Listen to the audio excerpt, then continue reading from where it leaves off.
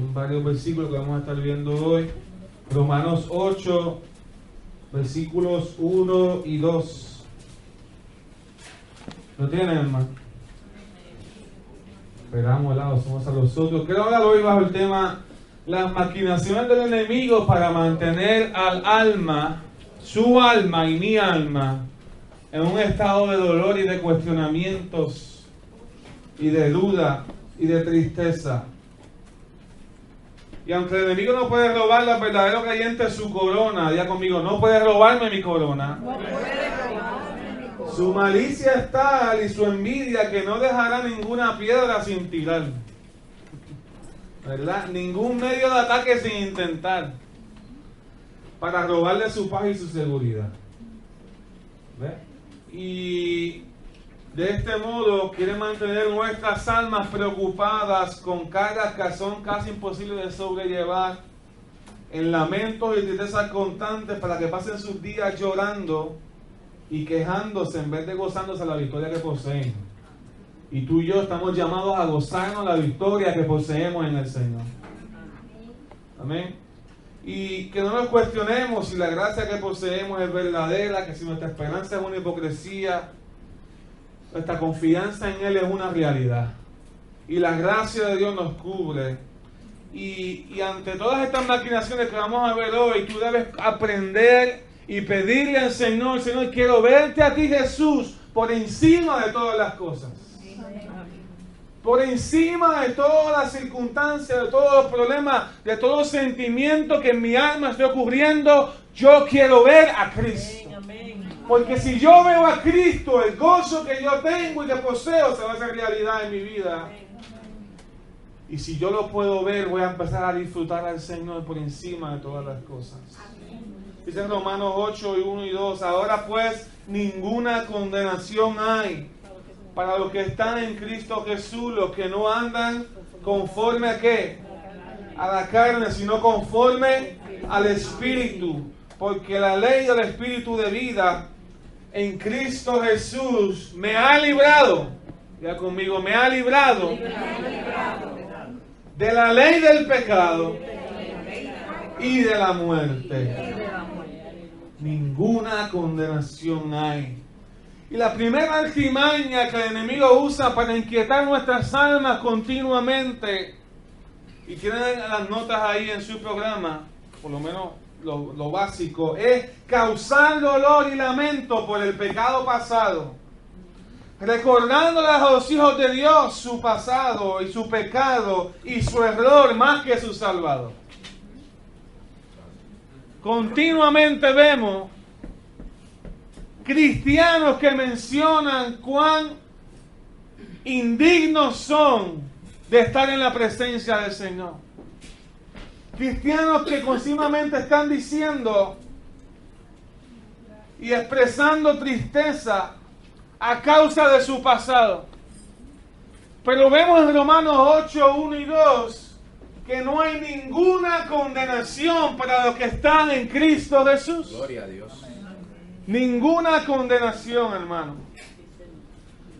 Ninguna. Debemos considerar algo bien importante, que hay veces que estamos tanto tiempo fijando nuestros ojos en la enfermedad más que en el remedio. Fijamos nuestros ojos en nuestro pecado mucho más que en nuestro Salvador, y es la realidad. Porque con la forma en que vivimos en este tiempo, con un mundo tan sexualizado y tan lleno de pecado, con un mundo tan difícil que pudiéramos decir perseverar, cuando yo tengo los ojos puestos en este mundo, hermano, es difícil perseverar. Eso es una realidad. Todos los creyentes que encuentran luchas continuas y luchan si quieren perseverar o no, y quieren permanecer en los caminos del Señor, muchas veces el enemigo está recordándoles su pasado. El enemigo está recordándoles el pecado que cometieron ayer. Está recordándoles continuamente. El enemigo nunca te va a recordar a Cristo. Nunca te va a recordar a aquel que te limpia el pecado. Nunca te va a hacer pensar en la gracia hermosa y poderosa del Señor. Amén. Pero sí te va a recordar el pecado. Te va a recordar la caída, te va a recordar que tocaste el fondo, te va a recordar lo difícil que ha sido la vida para que te andes en lamentos y tristeza continua. Pero yo le recuerdo lo que dice la palabra del Señor. Dice que ninguna condenación hay para aquellos que están en Cristo Jesús. Piensan continuamente en cuánto les falta por tanto tiempo que no tienen mente ni corazón para pensar en la seguridad de su salvación. Hablábamos el viernes que el yelmo de la salvación es poderoso, hermano. Hablábamos el viernes que este yelmo, tipificado en la armadura que poseía el soldado romano, protege nuestra mente, que la salvación actúa como un escudo también contra todo pensamiento que venga a acusar al Hijo de Dios de pecado. Y usted dirá, bueno, pero yo peco, eso es una realidad, que entonces lo que, porque a veces siento estas luchas, estos problemas, y estoy hablando que estos dolores y estas tristezas vienen en los hijos de Dios que quieren perseverar de verdad. Porque el que no está decidido por Dios no le importa si peca o no. Pero el que está decidido por Dios tiene un anhelo profundo en su corazón de no caer, de agradar al Señor, de vivir para Él, de ser perfeccionado. ¿Están de acuerdo con eso? Amén. Usted que ha nacido de Dios, ¿está de acuerdo con eso? Amén. Tú debes considerar que aunque no hemos sido librados del pecado, sí fuimos libres del poder del pecado. Aunque no hemos sido librados de la presencia del pecado en nuestra vida, el pecado ya no domina a los hijos de Dios. Amén. Es poderoso porque nosotros tenemos que entender y vivir una vida libre en Cristo. Y si entendemos que no hay ninguna condenación en el cielo para nuestras vidas, entonces ninguna condenación en la tierra hay para nosotros. Tú estás llamado a vivir en libertad de los ataques del enemigo que vienen continuamente a traer condenación a tu vida. ¿Ve? Yo creo que esto es poderoso. Fuimos librados del poder de la condenación del pecado. Y aunque yo luche con el pecado en este tiempo y algunas veces caigo y muchas veces puedo vencer, y mientras más persevere, más sigo santificándome, perfeccionándome para hacer la voluntad de Dios, va a haber un día donde finalmente yo pueda decirle al pecado: ¡ja! Te vencí completamente porque estoy en la presencia del Señor. Porque lo que Cristo hizo realidad en la cruz es una verdad eterna para cada uno de nosotros. Amén. ¿Ve? Esto es poderoso, hermano. Si entendemos lo que dice Romanos 8, 1 y 2, entendemos que la ley no puede acusarme porque Cristo la cumplió completa. Y si yo estoy en Cristo, soy libre de acusaciones de toda la ley del Antiguo Testamento. No hay ni uno de nosotros que pueda decir que ha cumplido los 10 mandamientos perfectamente en su vida. Muchos ni siquiera guardan un día para el Señor. Muchos no aman a Dios sobre todas las cosas. Muchos hemos actuado en codicia, en mentira, en falso testimonio, en fornicaciones, en adulterio. Ninguno de nosotros. Entonces la ley sí nos acusa. La ley nos dice: estás mal. Pero cuando la ley me dice está mal y yo me arrepiento y estoy en Cristo, yo puedo decirle al acusador, puedo decirle a aquellas cosas, a esa lista tan grande de pecados que viene detrás de mí, en el nombre de Jesús. El regalo de la salvación es que yo he sido libre de la acusación de todo aquello, que yo pueda arrepentirme de mi vida en Cristo Jesús. La ley no puede acusarme. La justicia divina que me merezco no puede castigarme porque ya fue satisfecha en Cristo. Porque Cristo sufrió el castigo que me tocaba. Cristo padeció la separación que el pecado me traía. Mis pecados no pueden condenarme porque la sangre de Cristo los ha limpiado. Y mi conciencia caída no puede juzgarme porque Cristo, que es más grande que mi conciencia, me ha libertado de ella. Poderoso es el Señor. Ninguna acusación en el nombre de Jesús. ¿Ve? Entonces, una cosa es que el pecado moleste y esté presente, y otra es que tenga dominio. Cuando Cristo vino a nuestra vida, el enemigo perdió su dominio. Son dos cosas diferentes. El que no le sirve al Señor, el pecado domina sobre él. Y aunque quiera cambiar, no puede. Pero el que le sirve a Cristo puede pecar, pero el pecado no domina sobre él y comienza a cambiar. Porque la presencia del Señor en nosotros nos da autoridad, dominio y poder en el nombre de Jesús. Romanos 6:14 dice: porque el pecado no se enseñoreará de vosotros. Una promesa del Señor. Porque el pecado no se enseñoreará de vosotros. Porque el pecado no se enseñoreará de vosotros. Usted se tiene que amar la palabra del Señor y la verdad del Evangelio tan grande que usted puede decir en el nombre de Jesús: ningún pecado con lo que yo haya estado luchando, con lo que el enemigo pueda sacar de mi resumen del pasado, ningún pecado va a tomar control de mi vida, porque no hay condenación en el nombre de Jesús. Debemos recordar constantemente la promesa de remisión de pecados. Aunque estemos luchando contra el pecado constantemente, descansamos en la gracia de Dios. Dios va a perdonar los pecados que llevamos mucho tiempo luchando para que no vuelvan a suceder cada día. Esos pecados que continuamente cometemos en nuestra mente, en el corazón, en los secretos, cuando nadie nos ve, o a veces algunos son tan sinvergüenzas que los hacen públicamente también, y saben que necesitan cambiar. Dios va a perdonar esos pecados. Se convierte entonces, el enemigo lo que quiere es que yo, como creyente, luche por obtener el perdón de Dios. Es lo que el enemigo quiere. Que tú y yo pensemos que para obtener el perdón de Dios tenemos que ganárnoslo. Tenemos que ser tan rectos y nos va a recordar nuestro pasado. Pero hermano, la salvación es poderosa. La salvación no es una lucha para obtener el perdón de Dios. La salvación es una libertad para vivir en el perdón de Dios. Para vivir continuamente. Es un regalo de parte del Señor.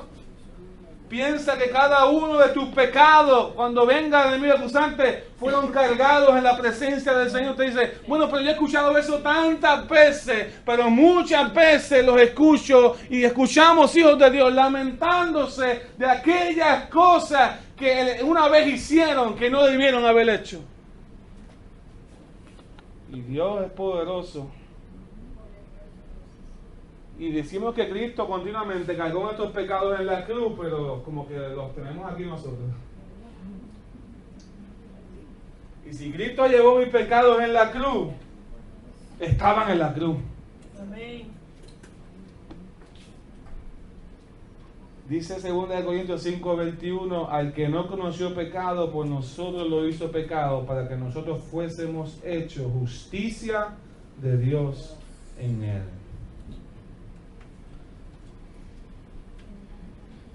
Cristo cargó el pecado de cada uno de nosotros. Y la palabra también enseña que Cristo está sentado delante de Dios, delante del trono. Ahora, los que vinieron el viernes se callan ahora. Si Cristo está sentado delante del trono, ¿dónde está mi pecado? Porque en la presencia de Dios no puede haber pecado. Si Cristo está sentado delante de la diestra de Dios, donde no puede haber pecado, y Él cargó mis pecados en la cruz, entonces ya mi pecado no está en la presencia de Dios. Amén. Él se levantó de los muertos. Él no quedó condenado. Él no quedó débil. Él no quedó muerto. Así que yo tampoco. Así que cuando el enemigo venga a acusar, a causar tristezas, a causar dolor, a causa del dolor de nuestro pecado pasado, porque realmente trae dolor el saber que uno vivió una vida ajena delante de Dios, que uno falló y a veces voluntariamente uno no quiso, uno postergó continuamente decisiones que tenían que tomar y el enemigo va a usar eso. Cuando Dios te da una página en blanco, el enemigo te va a dar una página llena de tus errores. Te vas a levantar en el nombre de Jesús. El enemigo, tú tienes un problema. Quizás eso que tú dices es cierto, pero eso era antes de yo venir a Cristo. Cuando yo vine a Cristo, allá mis pecados, Él está en la presencia del Señor. Él cargó mis pecados en la cruz y ninguna condenación hay para aquellos que están en Cristo Jesús. Y si Cristo no quedó débil, si Cristo no quedó solo, si Cristo no quedó en la muerte, yo tampoco. Yo voy a reinar sobre el pecado, así como Cristo reinó sobre el pecado. En el nombre de Jesús. Porque hay espíritus acusadores. Mira que está tú, hay espíritus acusadores. ¿Sí? A veces actúan muchas veces en la familia.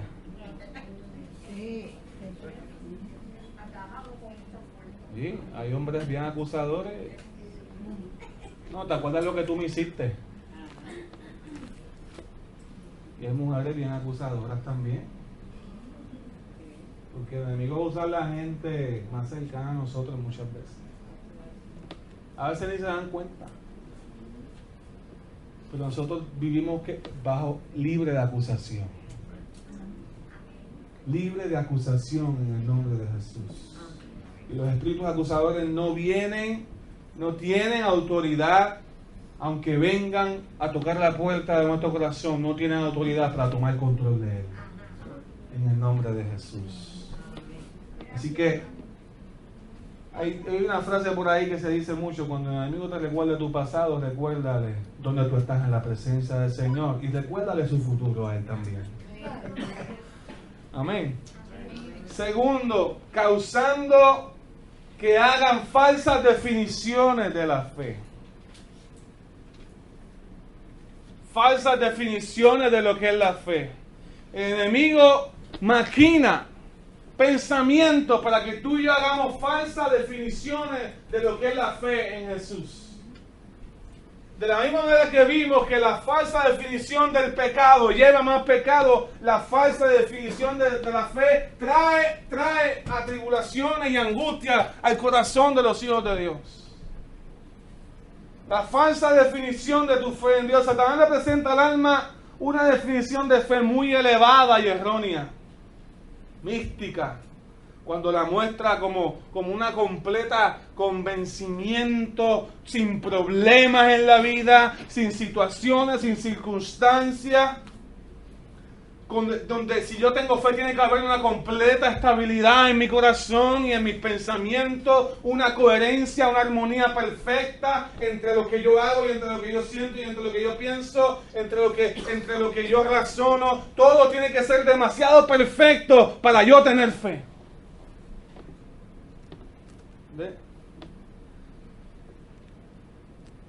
Y como tú no tienes esa definición tan elevada que él te tira la carnada para que tú y yo la tratemos de asimilar en nuestro corazón, tú dices, llegas a la conclusión de que, ay, pues yo no tengo fe.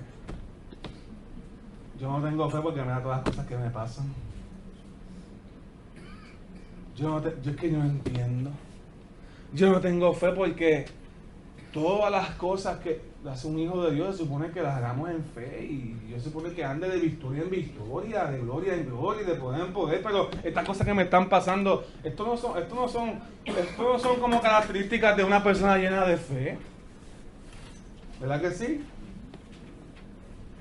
Y muchas veces él mantiene el alma en una condición de duda y dolor, haciendo su vida cristiana una queja continua.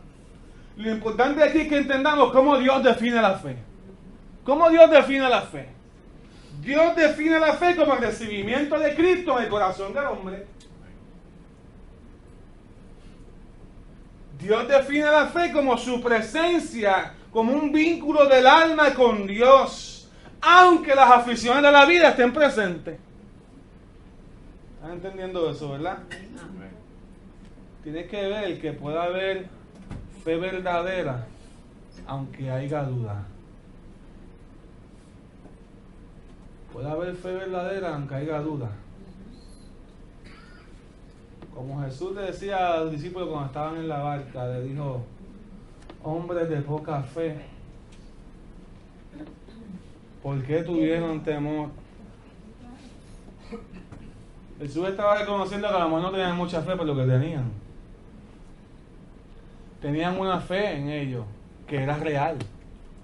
Y esa es la fe. A lo mejor no tuvieron suficiente fe para apaciguar la tormenta, pero tenían la fe suficiente para estar con Jesús. Contrario a muchas personas que negaron a Jesús y que todavía niegan a Jesús y que no tienen ni siquiera fe para seguir sus caminos, ni para arrepentirse de pecado. Porque la fe verdadera es aquella que viene cuando tú recibes a Dios en tu corazón y te arrepientes de tu vida y quieres venir a la presencia del Señor y cambiar. Amén, sí, Señor. Es como decir,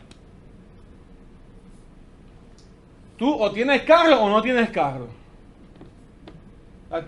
Tú no puedes estar en el medio. Para guiar o tienes carro o no tienes carro. Entonces en el Señor o eres salvo o no eres salvo. Ahora, la forma en que yo guío mi carro, esa decisión es mía. Y la forma en que yo uso la fe, esa decisión es mía. Y hay veces que hay circunstancias en la vida que va a requerir una medida de fe adicional. Y porque yo no sienta que tengo esa medida de fe adicional, no quiere decir que yo estoy lejos de la presencia de Dios. Porque esa es la falsa definición que él hace. Viste que Dios no te escucha. Viste que no te contestó esa oración. Viste que aquel sí tiene fe. Aquel sí tiene fe porque cuando él ora, milagros suceden. Pero cuando tú oras, milagros no suceden. Tú no tienes fe. Y eso no es cierto. Porque hay fe verdadera cuando venimos a Cristo en el corazón del hombre. Ahora, hay circunstancias en la vida que no se trata de si tenga fe o no. El issue debe ser si nosotros tenemos fe suficiente para el milagro que va a ocurrir en nuestra vida. Pero el enemigo a veces usa esa debilidad en esa circunstancia.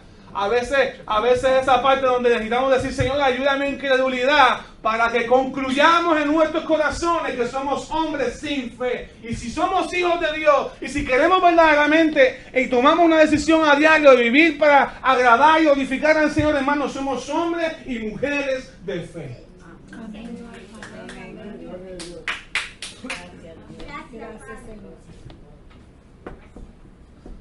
En otra ocasión los discípulos fueron donde Jesús, esto está en Lucas capítulo 10, versículo 20, fueron donde Jesús, mira, se nos sujetan los enfermos, los demonios y se van, los que están atormentados son libertados, los enfermos son sanados. ¡Wow! Jesús les dijo: ok, qué bueno, se gozan por eso, gócense porque su nombre está escrito en el libro de la Biblia. Pero Jesús no lo regañó porque tenía poca fe en la tormenta. Y ahora porque tienen mucha fe, Jesús como que no está diciéndole como que eso es lo más importante. Jesús lo que está diciendo es que la fuente de toda la fe que ellos necesitan en su vida diaria proviene de la fe salvadora que tú y yo poseemos el día que nos arrepentimos de corazón.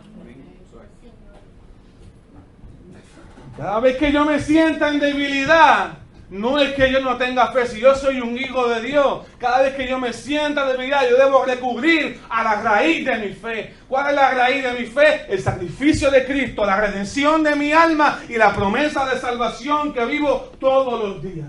Amén. Que cuando el enemigo venga a acusarte de que tú no tienes fe, haciendo una falsa definición de la fe, en el nombre de Jesús tú lo vas a reprender. ¿Ve?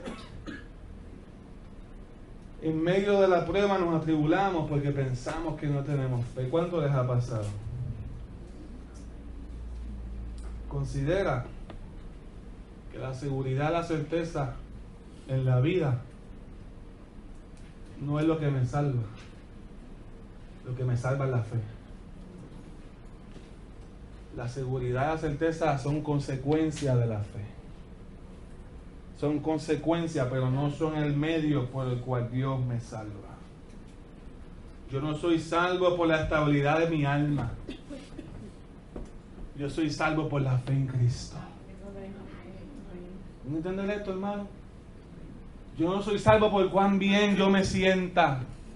Yo soy salvo porque le di mi corazón al Señor y quiero vivir para Él. Y eso a veces me va a conllevar que yo inclusive desobedezca lo que mi alma me está pidiendo que haga. Y comience a actuar en la nueva criatura que Dios ha diseñado para mí, en las obras, en el camino de obediencia, en el camino de servicio, en el camino de la salvación misma que es Cristo Jesús en mi vida. Amén. Sí, Señor. Estamos aquí, hermano. Amén. Soy salvo por la fe que recibí de Cristo para ser salvado. Así que la mentira del enemigo está en presentar una definición errónea de la fe. ¿Van entendiendo, hermano? Amén. ¿Cuántos son salvos aquí? Amén. Ustedes son hombres y mujeres de fe. Amén. Que van a haber circunstancias en la vida donde tienes que crecer en tu fe. Pero no quiere decir que no tienes. Van a haber circunstancias en la vida donde Dios te va a recordar que no es la mucha fe lo que le impresiona, lo que le va a recordar a la gente, al Señor muchas veces, lo que va a recordar es que al fin y al cabo todas las obras que yo haga, si se sana un enfermo, si se levanta el muerto, si se disipan los problemas por una oración, Dios me va a recordar, eso sucedió porque tú eres salvo. Eso sucedió por tu fe en el sacrificio de Cristo. Eso fue lo que Dios le dijo a sus discípulos. Qué poderoso, ¿no? 3. Le sugiere al alma al enemigo muchas veces para causarle mucha pena, y esto lo he visto muchas veces, que la gracia que posee es falsa, que es un hipócrita.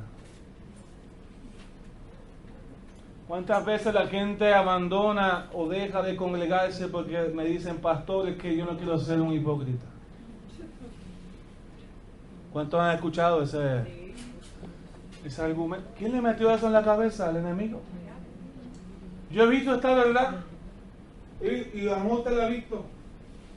El impío cree que su gracia es verdadera y el Hijo de Dios, que tiene gracia verdadera, piensa que es un hipócrita.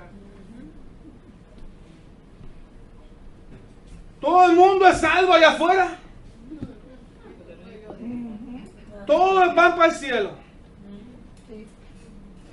Entonces, tenemos que entender que los hijos de Dios, mientras el enemigo engaña a la gente para hacerle pensar que su gracia es verdadera, a los hijos de Dios que estamos luchando, queremos hacer las cosas bien, el enemigo va a hacer todo lo contrario. Va a tratar de buscar que tú te sientas que eres un hipócrita, que tu fe es falsa. Eso es verdad, dijo el hermano Antonio. Vamos a ser honestos, ¿cuántos nos hemos sentido hipócritas a veces? Porque nos suceden cosas que le suceden al no convertido también.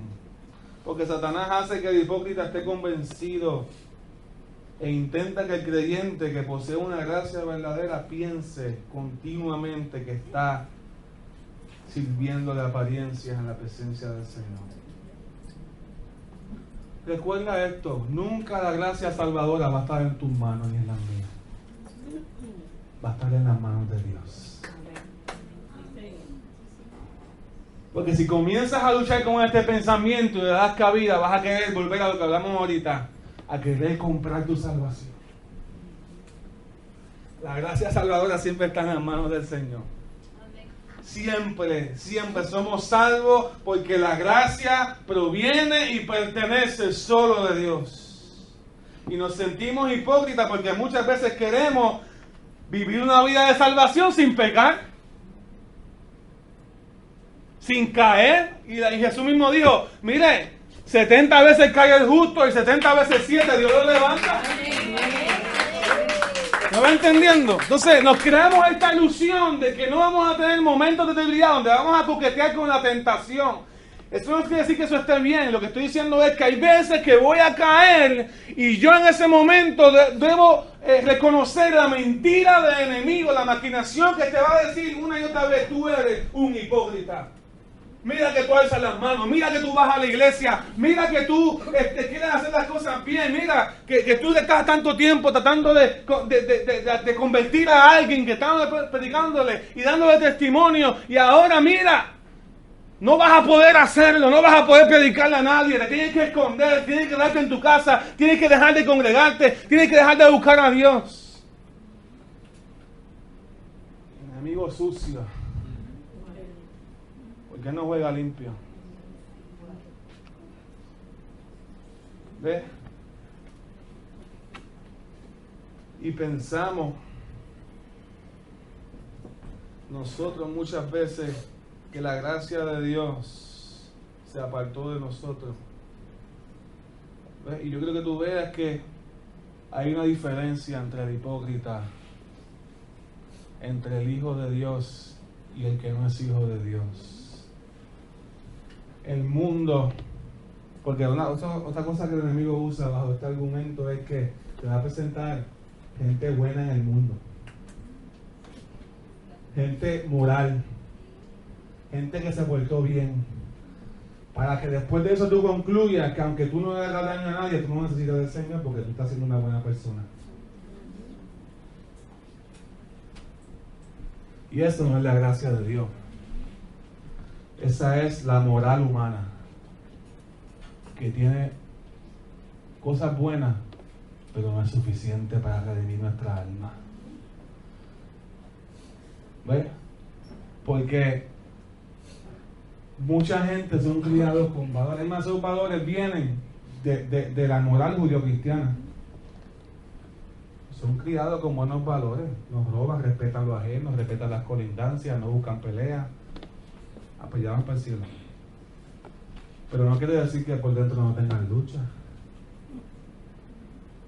Pero el Hijo de Dios tiene lucha, y mientras tiene esa lucha ocurre un milagro bien poderoso, porque la palabra dice en 2 Corintios 3:17 y 18 que porque el Señor es el Espíritu, y donde está el Espíritu del Señor allí hay libertad. Nosotros todos, mirando a cara descubierta con un espejo de la gloria del Señor, somos transformados de gloria en gloria. La diferencia grande es esta, que la razón por la cual tú te sientes un hipócrita muchas veces y le crees al enemigo es porque tú quieres hacer lo correcto. Y porque ese deseo de hacer lo correcto está en el corazón, porque está ocurriendo una transformación interna en tu vida. Ese deseo, ese anhelo de vivir para Dios, el mundo no lo tiene. Porque el mundo, su naturaleza no ha sido cambiada. Cristo no ha nacido en sus vidas. Y nosotros tenemos que vivir bajo esa verdad, que aunque yo esté cayendo, yo me voy a levantar, porque yo no simplemente estoy pasando por la vida dejando de hacer lo malo. No, yo estoy en un nivel superior en Cristo Jesús. Yo no simplemente estoy dejando de hacer lo malo, sino que estoy transformándome en otra persona. Y eso es poderoso, porque nosotros tenemos que ver que somos transformados continuamente. El creyente puede pecar, pero su interior y su naturaleza ha cambiado y seguirá cambiando. Ahora somos hijos de Dios, que poseemos una gracia especial, la gracia de salvación. La verdadera gracia de Dios hace todas las cosas nuevas. No solamente en el exterior, sino también en el interior. Amén. ¿Usted cree que usted ha nacido de nuevo? Dice que el enemigo va a buscar continuamente. Cuenta que una vez unos teólogos se reunieron para discutir. El tema era ¿qué distingue el cristianismo de todas las demás religiones? y empezaron a hablar, pues la encarnación, Dios encarnado, y se dieron cuenta que habían otras religiones que hablan de la encarnación. Y otro dijo, bueno, pues entonces la resurrección, y también dijeron, bueno, es que hay otras religiones que han hablado de la resurrección y se han escuchado historias de que muertos se han levantado. Y siguieron por ahí debatiendo diferentes enseñanzas, la moral, la fe y todas esas cosas. Y de momento C.S. Lewis, uno de los mejores teólogos del siglo pasado en Inglaterra, entró por el salón y llegó tarde a la reunión y dicen que él preguntó que ¿de qué ustedes están hablando? Y él dice, bueno, estamos tratando de identificar qué es lo que distingue el cristianismo de las demás religiones del mundo. Y hasta ahora pues no hemos encontrado. Y él dijo, eso es fácil. Es la gracia de Dios. Es la gracia de Dios. Porque en todas las religiones del mundo tú tienes que comprar, tú tienes que hacer. Allá los hindúes creen en el karma, que tú, según tus acciones, tú eres recompensado por el destino. Allá los budas tienen 8 pasos para alcanzar la iluminación. Pero en Cristo, el que está en Cristo, nueva criatura es. Nueva criatura soy. Regalo. Es un regalo de Dios mismo viniendo a tu corazón del hombre. Así que cuando el enemigo quiera venir a acusarte de hipócrita, te está diciendo, no, en el nombre de Jesús, eso no es correcto. Yo me levanto contra esa maquinación, porque esa maquinación verdaderamente angustia la gente de este tiempo que quiere servir al Señor. Te levantas en el nombre de Jesús y te levantas en la verdad del Evangelio. Yo no soy un hipócrita. Y si yo estoy siendo aún hipocresía, Cristo la llevó en la cruz del Calvario y ya no está en la presencia del Señor. Tampoco es que seamos ignorantes. Si tenemos que cambiar, hay que cambiar. Si estamos siendo hipócritas, el Espíritu Santo nos va a convencer. Pero es mejor estar fallando en la presencia del Señor, donde estoy siendo limpiado y santificado una y otra vez, estar lejos de la presencia del Señor, viviendo en una hipocresía, creyéndome que voy para el cielo, cuando en realidad no tengo a Cristo en mi corazón para empezar. Y Dios quiere que el Señor, que nosotros podamos vivir en esta verdad. Cuando usted se siente hipócrita, en el nombre de Jesús, agárrese de la presencia del Señor y viva para Él más fuerte que antes. Y descanse en su gracia. El que quiera que usted no peque, que viva sin pecado, que se muera. Porque todos vamos a fallar. ¿Sí o no? Ahora, lo que usted no puede negociar es estar en la presencia del Señor. Porque el que está en la presencia del Señor, el que vive para Él, el que se goza en su vida, es el que comienza a vencer sobre cada pecado, sobre cada circunstancia. Aquel que ha sido llamado de las tinieblas a la luz, es aquel que comienza a vencer sobre el pecado. Y eso somos nosotros, la iglesia del Señor, que ha sido lavada por la sangre del Cordero. En el nombre de Jesús.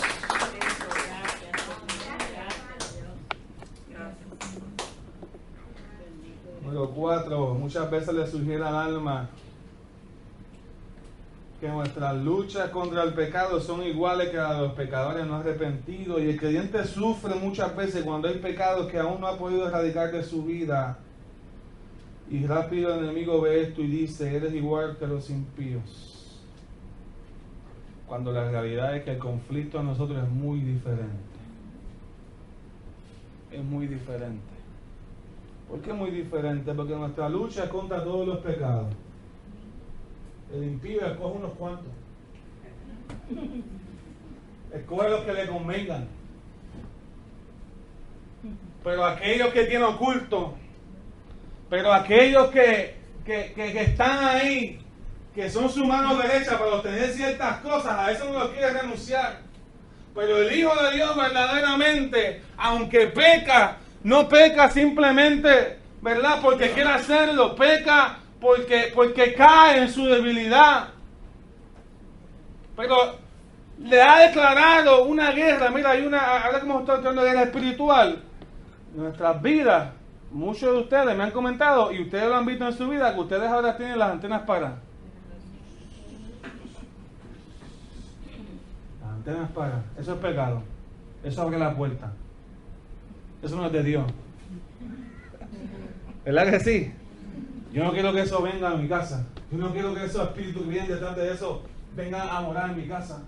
Así que aquí, en el nombre de Jesús, hemos estado poniendo, ¿verdad?, plantando banderas en nuestras casas, en nuestras familias. ¿Ves? Pero nosotros no luchamos contra un pecado nada más.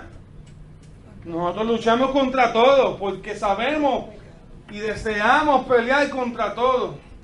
Contra aquellos placenteros que nacen en la oscuridad, como aquellos que están delante de nosotros a diario. Como aquellos que traen riquezas ilegales, como aquellos pecados que empobrecen. ¿Has aprendido esto? Contra aquellos que nos pueden dar ganancias, pero también peleamos contra aquellos pecados que no necesariamente nos dejan un bien, pero que simplemente no agradan al Señor, porque queremos hacer la voluntad de Dios. No ignoramos el pecado, llámese como se llame, y estamos dispuestos a sufrir y pelear una batalla hasta que venzamos cada uno de esos pecados que están en medio de nosotros, en medio de nuestras vidas, en medio de nuestros pensamientos, porque Dios nos ha dado una promesa de victoria sobre cada uno de ellos, no por alguno nada más. Entonces el Hijo de Dios se goza de que puede comenzar a limpiar toda su vida. El impío no puede hacer eso. El impío simplemente limpia a aquellos que mantienen su estándar normal de moral que todo el mundo tiene, observa por ahí. Pues yo no robo, yo no hago daño a nadie, yo no peleo. Aunque la realidad es que a veces robamos al gobierno, pero ese lo cree, o sea que él no roba, le robamos al vecino, le robamos. ¿Ah? Pero el Hijo de Dios pelea contra todos los pecados, aún contra los que le son ocultos.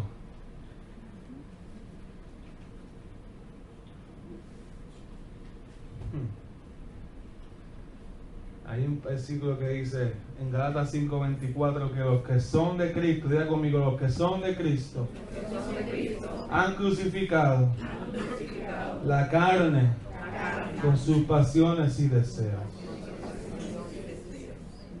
Los que son de Cristo. Yo no sé tú, pero eso soy yo y tú. Yo crucifiqué la carne con sus pasiones y deseos todos los días en el nombre de Jesús. Entonces, no podemos, nosotros entendemos que hay que luchar contra todos los pecados, contra todos los flancos. Mi lucha es muy diferente a la del impío. El enemigo va a querer siempre de pensar, hacerte pensar que tú eres igual al que no tiene a Dios. Pero no somos iguales. Y no tampoco es por nuestras propias fuerzas ni porque nos merezcamos, es por la gracia inmerecida de la presencia de Dios en nuestra vida. Rápido viene también a pensar, pues tú eres mejor, a que venga el orgullo. ¿Ves?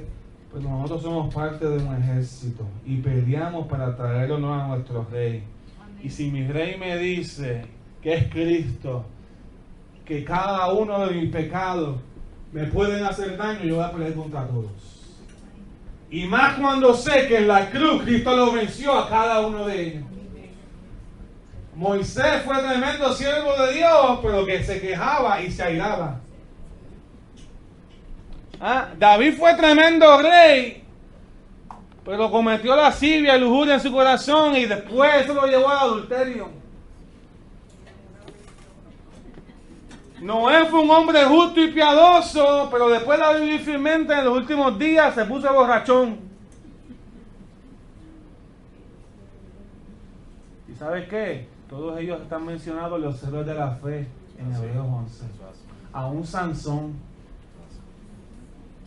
que ese sí que caía, volvía, caía, vivía, caía. Porque ellos murieron esperando la promesa, pero nosotros vivimos con la promesa dentro de nuestro corazón. Mi lucha no es igual. Y viendo esos ejemplos yo lo que hago y entiendo es que cualquier pecado me puede hacer caer, así que voy a pelear contra todo. Aún los que el mundo quiera que yo no pelee contra ellos, porque ya los han aceptado, contra eso también voy a pelear en el nombre de Jesús. Número 5. Inclina al alma a causar falsas inferencias de la suficiencia de Cristo, del sacrificio de Cristo. Ay, ¿cómo le hace eso? Ay, te comienza a hacer preguntas. Pero tú no has visto qué mal te va. No has visto tus lágrimas, tus penas. ¿No has visto cómo en el Evangelio tienes que continuamente hacer cosas sin que las desees hacer? Que a veces tu corazón no está envuelto. Si en verdad estuviera el corazón de Dios inclinado hacia ti, si en verdad el sacrificio de Cristo fuera suficiente, no tuvieses que vivir de esa manera. Con eso, esas luchas en tu corazón. Yo creo que tú veas algo. Hacer morir nuestros deseos no es, diga conmigo esto, hacer morir nuestros deseos no es hacer morir nuestro bien. Aun cuando nuestros deseos mueren, nuestro bien continúa.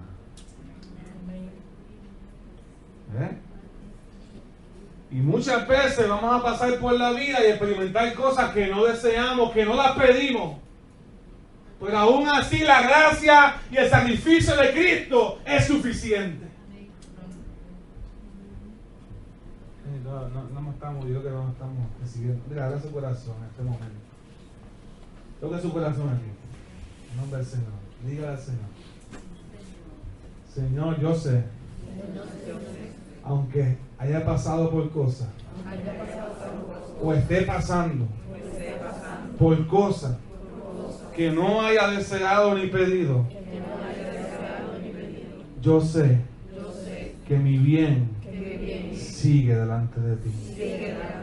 Yo sé que tu sacrificio sigue siendo suficiente, que tu gracia sigue siendo suficiente. Amén. Amén. Porque van a sucedernos cosas que tú y yo no pedimos, que no deseamos. José no quería estar en la cárcel, pero su bien lo acompañaba. José no quería que fuese rechazado por los hermanos. Dijo así: véndanme, tírenme en un pozo y despiérdenme de mi familia y véndanme a los esclavos que van para Egipto. Sí, ay, qué rico, sí. Vamos a dar la bienvenida a todos los problemas en la vida. Nos suceden cosas que ni tú ni yo pedimos.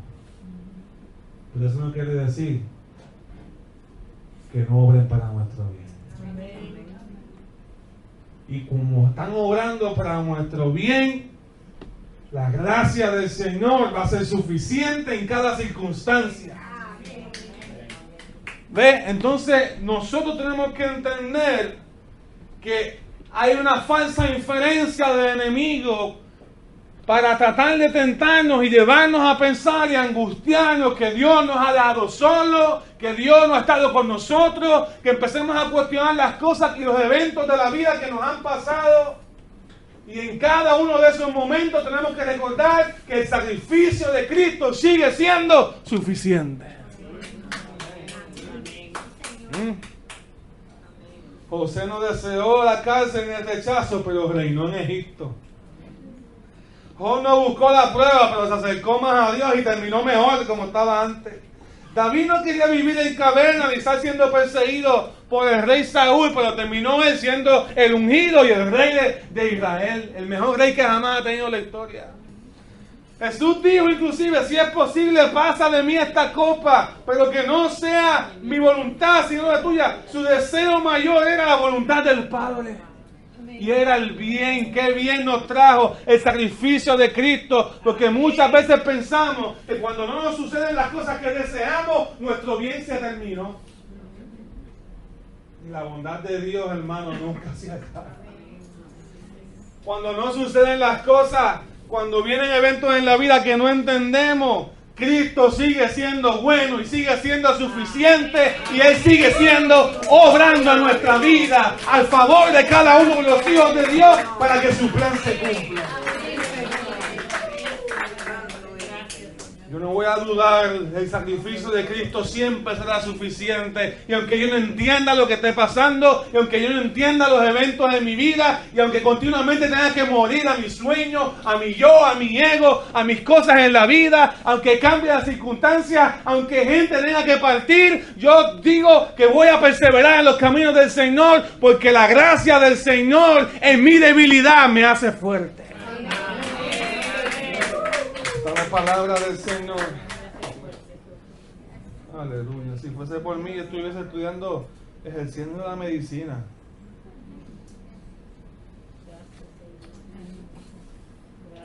Pero estoy gozoso haciendo la voluntad del Padre. Amén. Por decir un ejemplo, pero ustedes también tienen muchas cosas. Cosas, eventos en la vida que no planificaron, tuvieron que morir a sus deseos. ¿Ah? Pero el Señor es bueno. Sigue siendo bueno. Porque pensamos, tenemos estos ideales tan errados. De que sigo siendo médico, ¿verdad? En nombre del Señor. De que si no se cumplen nuestros planes como pensamos y como queremos, entonces nuestro bien se acabó. Y eso es dudar del sacrificio de Cristo. Lo que Cristo hizo, lo hizo completo. Amén. Lo que Cristo hizo en la cruz, todo mi bien estaba ahí.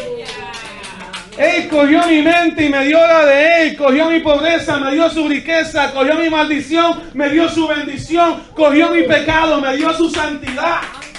Cogió mi humillación y me exaltó juntamente con Él en lugares celestiales, dice la palabra del Señor. No dudemos nunca, aún en medio de la prueba, aunque estés en el ojo de la tormenta, del sacrificio de Cristo. Siempre será suficiente, siempre será todo lo que tú necesitas, siempre será el ánimo que te levanta durante la mañana. En el nombre de Jesús. En el nombre de Jesús. Consideran muchas veces que cuando la mano de Dios a veces está operando en contra del hombre, es porque ya su corazón se ha inclinado a Él mucho antes. Y a veces no lo entendemos. Mira lo que dice Jeremías 31. Vaya a este versículo, así vaya conmigo. Jeremías 31, versículos 16 y 20. ¿Dónde ocurren todas estas maquinaciones en nuestra mente? ¿Dónde ocurren todas estas luchas en nuestro corazón?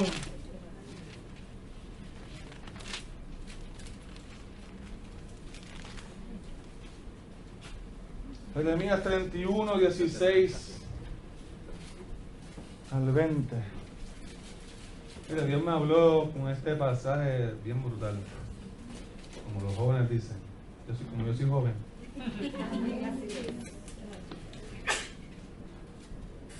Así ha dicho Jehová: reprime del llanto tu voz y de las lágrimas tus ojos, porque salario hay para tu trabajo, dice Jehová. Y volverán de la tierra del enemigo. Esperanza hay también para tu porvenir, dice Jehová. Y los hijos volverán a su propia tierra. Escuchando he oído a Efraín que se lamentaba. Efraín representa aquí a Israel.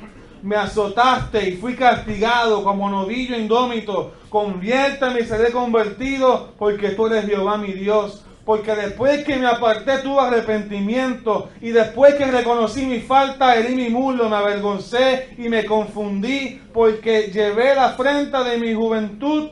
Y Dios como que responde: ¿no es Efraín hijo precioso para mí? ¿No es niño en quien me deleito? Pues desde que hablé de él me he acordado de él constantemente. Por eso mis entrañas se conmovieron por él. Ciertamente tendré de él misericordia. Israel estaba siendo disciplinado por el Señor y pensaba que este momento de tribulación, pensaba que Dios se había apartado, pero en realidad lo que Dios estaba haciendo como buen padre era extendiendo su mano de disciplina, pero en realidad estaba con su corazón cerca de Él. Y así a veces Dios hace con nosotros. Lo que pasa es que somos nosotros los que interpretamos. que el enemigo nos pone en la mente, te dejó solo. Se acabó la bondad de Dios para tu vida. Pero si Dios me está disciplinando y si Dios me está enseñando una lección en la vida, es porque Él quiere un bien mayor para mí. Y es porque su corazón ya está más cerca de mí, mucho más de lo que yo pensaba. Pues dijo, me azotaste, fui castigado. Pero tuve arrepentimiento y reconocí mi falta. Y Dios mismo dice de Israel, es precioso para mí. Si yo lo escogí. Así que en el nombre de Jesús vamos a vencer en esta maquinación. Dile que está lo tuyo, no vamos a dudar del sacrificio de Cristo. Y número 6, sugerirle al alma que no está bien delante de Dios, porque no posee alegría y gozo en Cristo como el que tenía antes.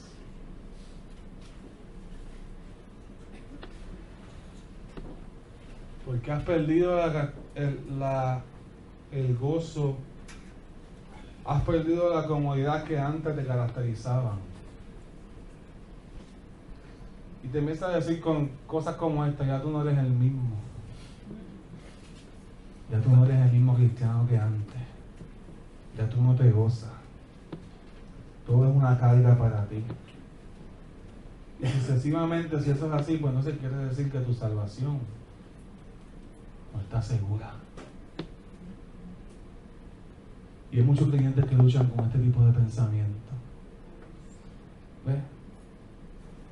Y ante esta maquinación yo les recuerdo al enemigo, y tú y yo le vamos a recordar al enemigo que la comodidad del alma tiene que ver con mi bienestar.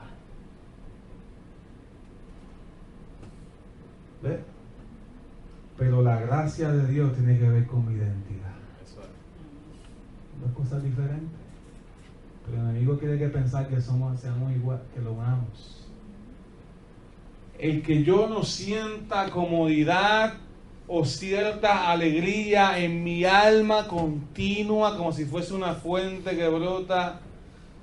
Y cuando eso sucede es porque, recuerda eso que dijimos ahorita, es porque dejamos de mirar a Cristo, comenzamos a mirar al mundo. Y en el mundo, cuando miramos, hay aflicción. Siempre que miramos al mundo hay aflicción y hay dolor y hay sufrimiento. Pero cuando miramos a Cristo hay victoria. Por encima de ese sufrimiento, por encima de ese dolor, no es que negamos la realidad, es que podemos ver las cosas que pasan y podemos decir, Cristo venció sobre cada una de ellas. Solo así nos podemos gozar. Mientras esté en este cuerpo podré experimentar insatisfacciones, deseos, mire, póngale nombre, enfermedades, falta de gozo, pero nunca, nunca seré separado de la gracia de Dios, porque como decía Pablo, por la gracia de Dios soy lo que soy. ¿Están entendiendo? La gracia de Dios que me sostiene, me perdona, me acepta delante de la presencia de Dios, aunque yo no me sienta bien. ¿Están entendiendo, hermano? Considera esto también, que la falta de alegría es temporera, pero la gracia de Dios es permanente en mi vida. Que las insatisfacciones de la vida algún día van a dejar de pasar, pero yo ahora que soy una nueva criatura en Cristo, comienzo a vivir para Él, y comienzo a dedicarme en Él. Y si el cielo es así, con esta probadita que Dios me está dando, hermano, yo me voy a gozar en la presencia del Señor. Considera que la comodidad y el gozo que posees en Cristo, aunque es poca, es mucho más preciada que la comodidad que me brinda el pecado.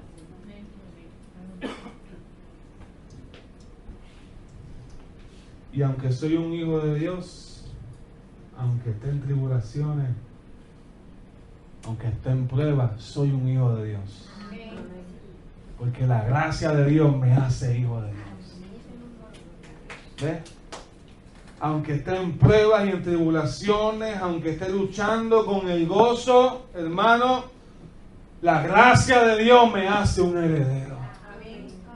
aunque esté luchando con pruebas y tribulaciones y tenga momentos de insatisfacción en mi vida, yo no he perdido la salvación, aún tengo comunión por la gracia de Dios.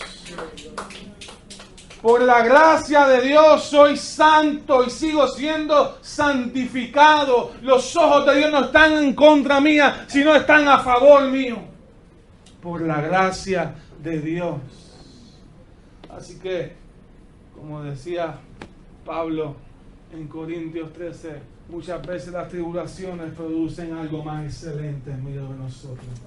Y en que entendamos que en este mundo no vamos a tener una satisfacción completa, simplemente es en Cristo que tenemos esa satisfacción en la vida. Y si tú y yo podemos mirar, y si tú podemos ver esta maquinación, muchas veces muchos hijos de Dios han perdido su fe porque comenzaron a comparar la estabilidad y la comodidad de su vida como señal de salvación. Y yo prefiero estar incómodo, pero ser salvo. Amén.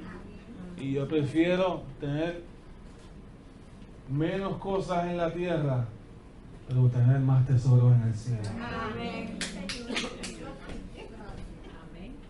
Y cuando yo comienzo a vivir así, hermano, mi gozo se vuelve a hacer la voluntad de Dios. Y entonces puedo operar en el gozo de Dios continuamente. Y cuando me desvío, vuelvo al gozo que es hacer la voluntad del Padre. Entonces que Dios nos está hablando hoy que hay cosas que el enemigo diseña, pensamientos a nuestra vida para que el Hijo de Dios ande continuamente dudando de la providencia, de la gracia, del perdón de Dios, cuando en realidad en el cielo las cuentas están claras.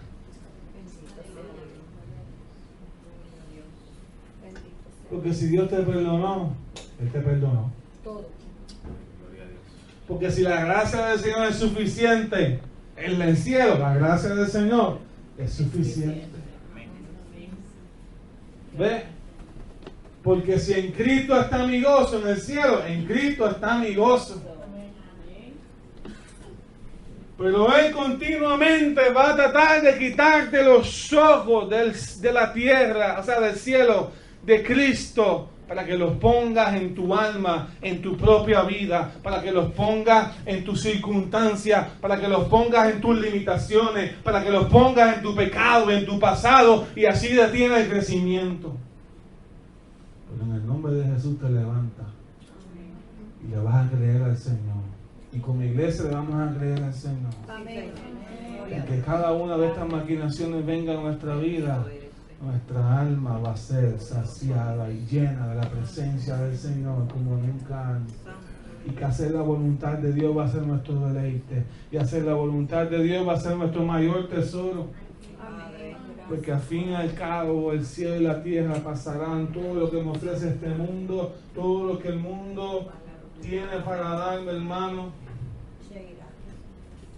se va. La gente va, otros mueren, otros nacen. No fue un funeral ayer que murió la sobrina de Alex y Grisel. Paola me decía, papi, ¿por qué se muere tanta gente? ¿Por qué se muere tanta gente? Y dicen que eso es parte de la vida, Paola. Y rápido le recordé, tú te pones bien contenta cuando nace bebé, ¿verdad? Porque ese es el ciclo de la vida.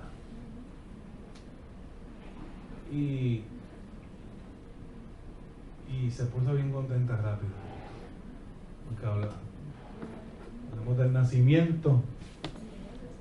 Nos gusta hablar de los nacimientos, pero no de la muerte. Pero los hijos de Dios vivimos más allá que este mundo. Aunque estamos en el mundo, nuestras verdades son espirituales. Y en Cristo son reales en nuestro corazón. ¿Qué tal si nos ponemos de pie?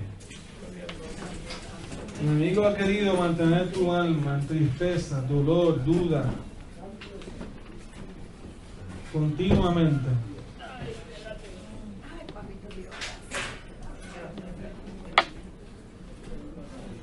Pero en el nombre del Señor es tiempo de que afirmes tus rodillas. La Biblia dice que esté firme, mire que no caiga. Y si has estado luchando con alguna cosa en tu corazón, con algún pensamiento similar a estos, te has creído que no puedes cuando en el cielo simplemente lo que hay algo dispuesto para ti, para tu crecimiento, lo que tienes es que creerlo y arrebatar y comenzar a caminar en obediencia. En el nombre de Jesús, hoy Dios quiere que le cierres tu oído al enemigo y comiences a abrir tu oído a lo que Él tiene para ti. Así que el Señor obre en tu vida. Debe ser tu mayor deseo, que el Señor obre en tu corazón. Y si no has entregado tu corazón a Cristo y quieres cambiar verdaderamente tu vida en el nombre de Jesús, yo creo que hoy es tiempo de decirle al Señor: Señor, yo quiero una nueva vida contigo. Yo quiero vivir para ti. Yo no quiero ser víctima de nadie. Yo quiero gozarme la vida, no en los placeres de este mundo, sino en la presencia de Dios.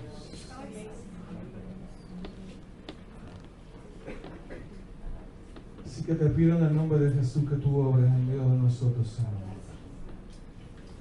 Declaramos tu vida, Señor, en medio de tu iglesia.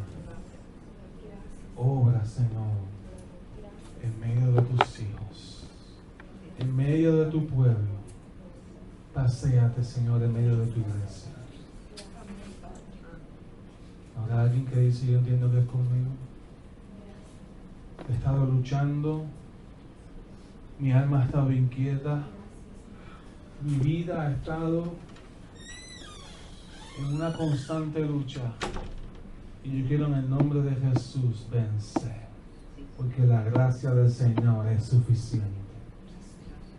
Habrá alguien que dice: yo quiero entregarle mi vida al Señor, quiero reconciliarme con Él, quiero vivir para Él por encima de todas las cosas, quiero quitar los ojos de este mundo.